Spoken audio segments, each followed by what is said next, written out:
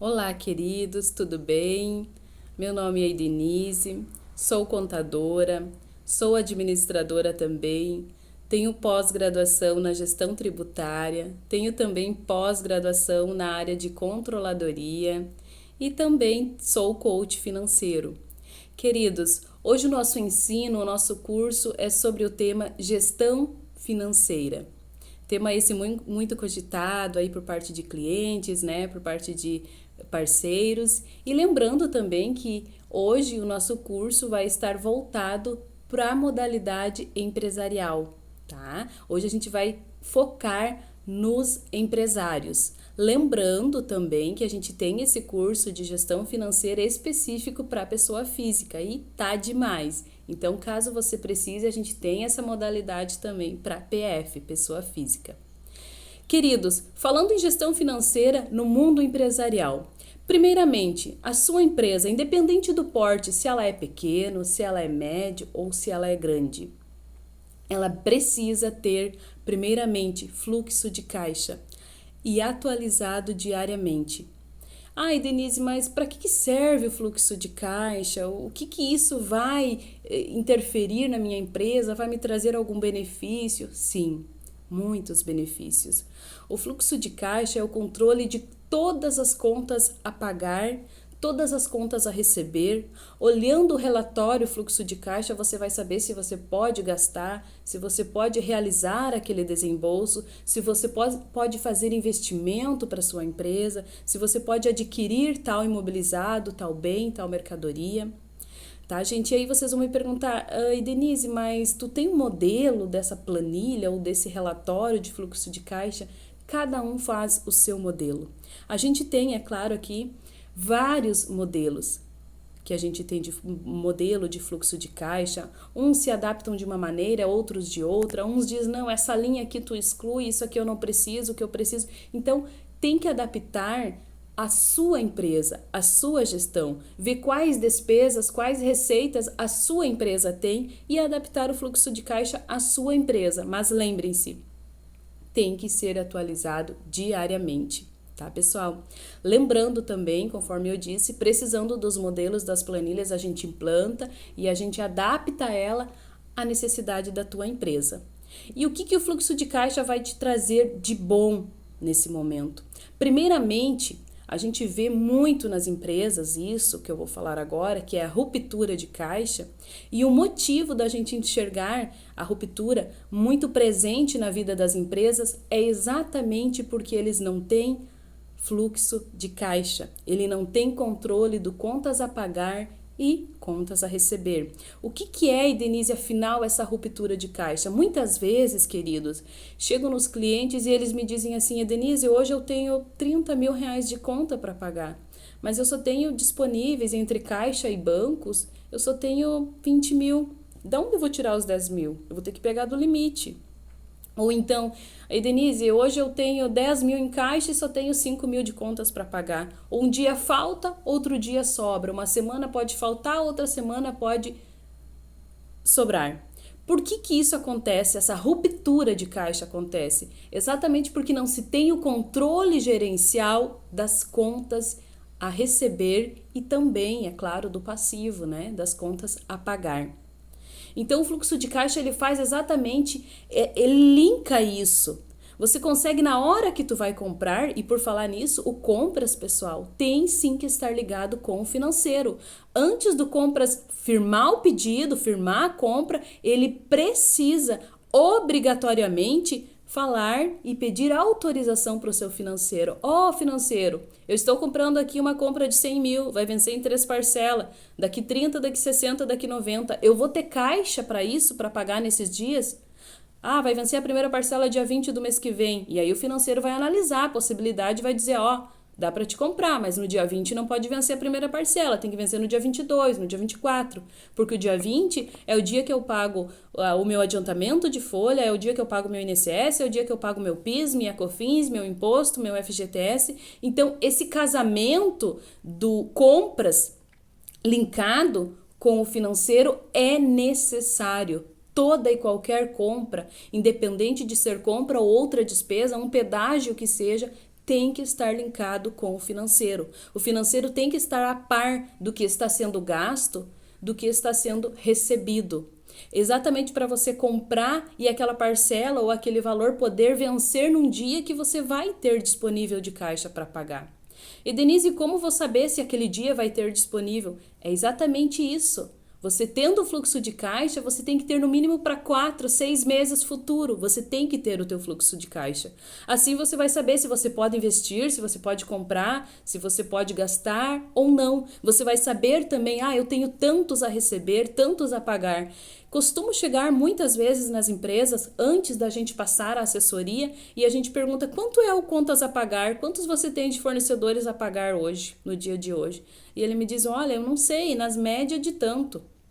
Ou então eu digo assim, quanto você tem a receber na data de hoje? Ele diz assim, é uma média de tanto, é que eu não controlo o cartão a receber. Tem que ter controle, tem que ter a conciliação de cartões a receber. Você precisa saber quanto que você tem para receber de tal determinada conciliadora de cartão, porque muitas vezes a gente sabe que às vezes não entra uma venda que você efetuou no cartão, não entra para sua empresa, ou então aquele boleto não entra. Se você não tem esse controle, essa conciliação, você não consegue saber que tu não recebeu determinada conta, que não entrou na sua conta determinada venda, por exemplo, no cartão de crédito. Então, aí a necessidade de você ter o fluxo de caixa atualizado, ok, gente? Não esqueçam, atualizado diariamente.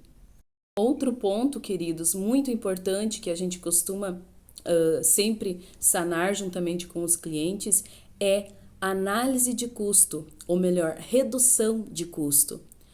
Denise, mas eu não tenho como reduzir meus custos. Gente, existem indicadores e a gente tem isso para cada tipo de empresa, para cada histórico de empresa, a gente tem esses indicadores, tá? Por exemplo, a folha de pagamento de cada atividade, cada histórico de empresa, a gente analisa o faturamento, analisa a vida econômica e financeira dela, analisa a atividade, enfim, tudo isso a gente tem os indicadores financeiros e econômicos. E aí vocês vão me dizer, mas como que funciona? Eu vou conseguir olhar e assessorar vocês, eu consigo passar isso para vocês se a tua empresa está ou não dentro dos indicadores. Quando eu faço os demonstrativos a partir do fluxo de caixa também, a gente consegue dizer para você se a sua empresa está dentro ou fora dos indicadores padrões para aquele tipo, né, de atividade, para aquele histórico ali empresarial. E eu consigo dizer, fulano, empresário tal, a tua empresa está comprando muito. A compra da sua empresa poderia ser, o teu CMV que a gente fala, poderia ser só um exemplo até 65% e tu está comprando 70% da tua venda. Tu está fora do indicador e aí a gente traça metas para diminuir essa compra, para ela voltar e ficar dentro do indicador padrão. Tá, gente? Folha de pagamento, mesma coisa, custo com funcionário. Tem um indicador padrão para cada tipo de empresa, para cada histórico, para cada atividade. E a gente diz, o custo com a tua folha de pagamento está 9%. Para a tua empresa, um exemplo, o indicador padrão é 8,5% ou 7,5%, dependendo dos casos. Cada caso é um caso. E a gente diz, está fora do indicador. Você precisa reduzir o seu custo com funcionários, com encargos. E aí tem metas também para redução de custos de folha de pagamento. Tá, pessoal? Tudo a gente tem indicadores. E esses indicadores não são evasivos, não foi a gente que olhou e inventou, são indicadores já comprovados, tá, pessoal? Que deve ser, melhor dizendo, a realidade da tua empresa. Muitas vezes a gente traça a meta aí com os clientes de reduzir tantos por cento de custo em tal determinado mês e a gente consegue, basta que todos estejam enganjados, né? E o bem comum, é claro, seja a empresa, não o sócio, não o assessor, enfim. Lembrando ainda que a gente tem muitas estratégias para que a sua empresa possa comprar e essa compra possa ficar dentro dos indicadores padrões. Então, Denise, eu queria saber qual é o indicador padrão para minha empresa. Não é simplesmente nós chegar e aplicar os indicadores. Primeiramente, você tem que passar por toda essa reestruturação. Tá, gente? Primeiro você tem que estar totalmente organizado, ter o fluxo de caixa já atualizado, né? Ter o controle de contas a pagar, controle de contas a receber, e aí sim depois a gente forma a estratégia juntamente com você. A gente só autoriza o compras, ó, esse mês o compras está autorizado a comprar 65% da venda. É esse valor que eu te dou para comprar, e a gente faz um trabalho também para que isso seja alcançado, para que essa meta seja, afinal de contas, deferida, né? Lembrando, tá, queridos, que não é só meta de compras, a gente tem outras metas também que a gente auxilia o cliente a rentabilizar. Por exemplo, metas de faturamento, a gente tem também metas de vendas, né? E a gente traça, coloca todos os objetivos ali, todos eles traçadinho, e a gente acompanha a execução até que ele seja realizado. Então, a sua empresa precisa necessariamente, escutem bem, trabalhar com metas, principalmente metas de compra, metas de venda. Você precisa olhar, analisar o que você já vendeu no mês passado, no ano passado, enfim, pode até pegar, né, um exercício anterior para analisar. Não que isso seja a base, porque dependendo do caso, isso não é base, tá, gente? Então, mas a gente precisa traçar metas, né? Metas reais, metas que possam ser alcançadas, né? Metas da realidade da sua empresa, para que você possa aumentar o seu faturamento, para que você possa aumentar as suas vendas. Então, empresas que não trabalham com metas de faturamento, sinceramente, terás um problema futuro. Gente, tem que ter metas. E como, Denise, que eu vou traçar essas metas? Primeiramente, você pode olhar o teu custo e definir qual o valor que você deseja de ter de lucratividade. Ah, Denise, eu quero ter lá sobre o valor que eu vendo, a minha rentabilidade precisa ser 12% conforme o indicador que tu me disse. Tudo isso é exemplo, tá, queridos? Então, para a gente alcançar esses 12% de rentabilidade real, de lucratividade líquida, a gente precisa, dependendo dos casos, não é a redução de custo, dependendo dos casos é o aumento de faturamento, é o aumento das vendas para que a gente chegue nesse indicador em comum, tá, pessoal? Então a gente precisa formar uma meta, esse mês a gente precisa vender tantos, independente se nós vamos ter que comissionar alguém, tem várias estratégias para nós alcançar a meta de vendas, meta de faturamento, ao qual reforço, você precisa ter isso na tua empresa.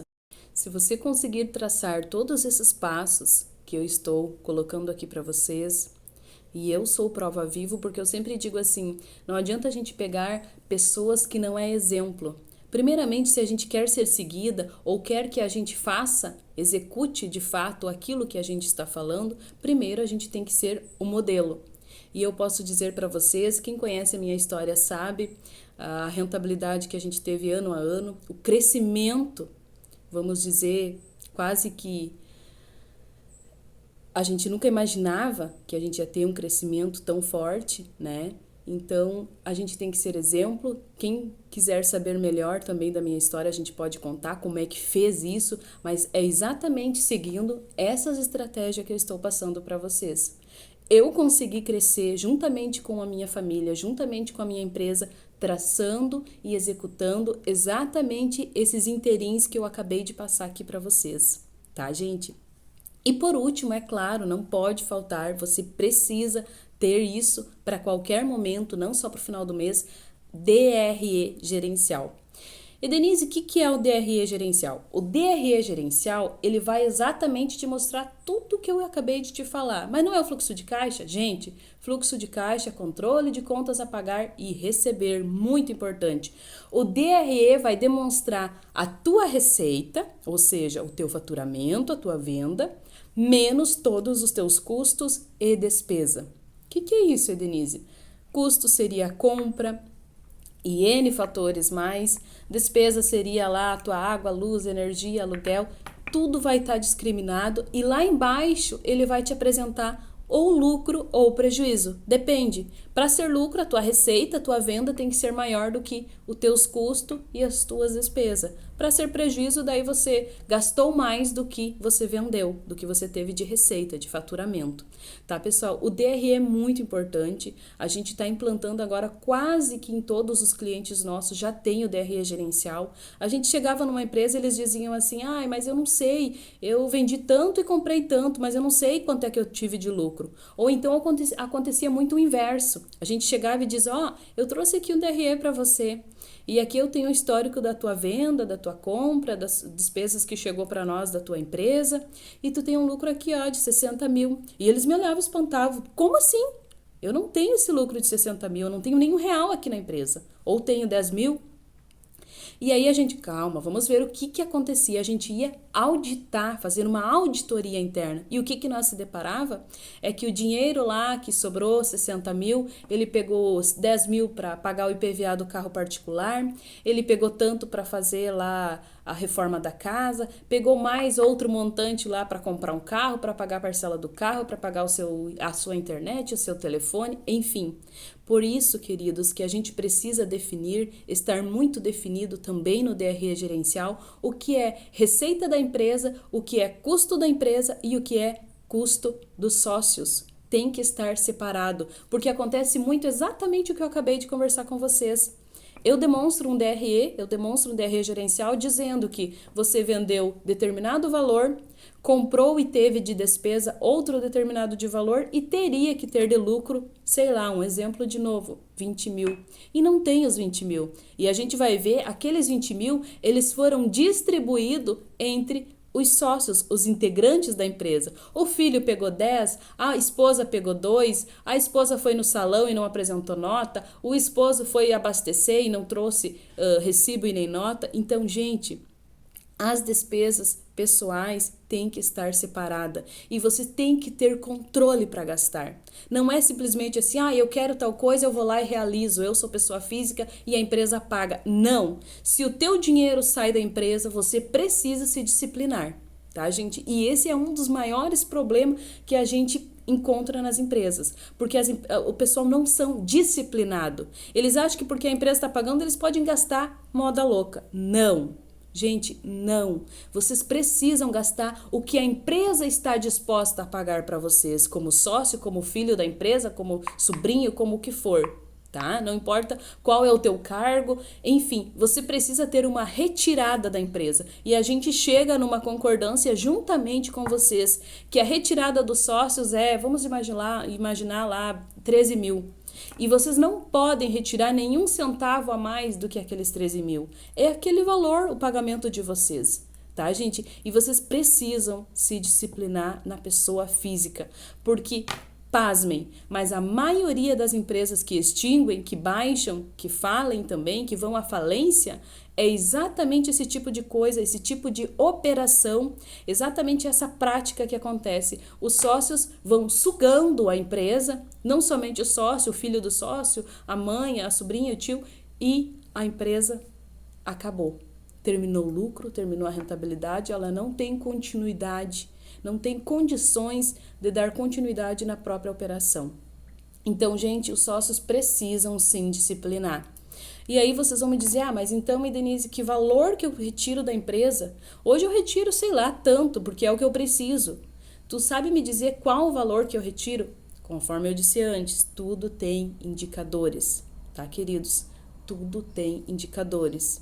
Me peçam e a gente vai passar tudo isso de forma muito cautelosa para vocês. Tá? Mas sim, tem indicadores. Mas com base em que tu vai dizer o valor que os sócios podem pegar? Gente, é com base no histórico da tua própria empresa, da tua atividade, com base no histórico do faturamento, com base no histórico dos custos, da rentabilidade líquida, ou seja, com base também na lucratividade da sua empresa.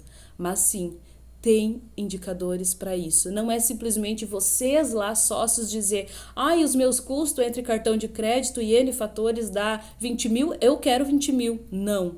A empresa poderá pagar o que é lícito para vocês, não aquilo que vocês acham que precisam, tá, pessoal? A gente precisa primeiramente ter um bem comum que é a continuidade da operação da empresa. Primeiramente, o bem comum nosso é o teu CNPJ.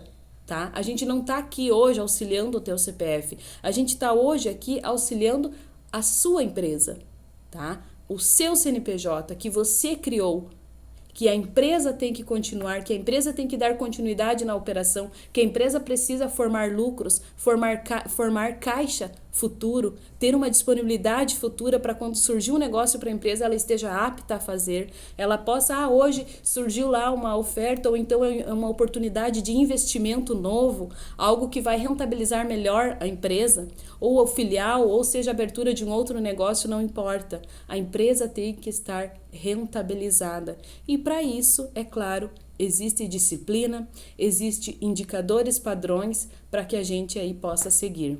Ok, queridos? E até a próxima. A gente vai continuar esse curso nessa mesma modalidade, nós teremos mais tópico. Hoje foi o primeiro tópico sobre gestão financeira. A gente vai tirar as dúvidas que ficou aqui desse ensino que a gente auxiliou vocês aí pessoalmente, conforme a necessidade da tua empresa, conforme a capacidade financeira e o histórico aí da sua empresa. Daremos continuidade nos demais tópicos aí nos próximos vídeos e aulas aí a ser conferida. Grande abraço e até a próxima!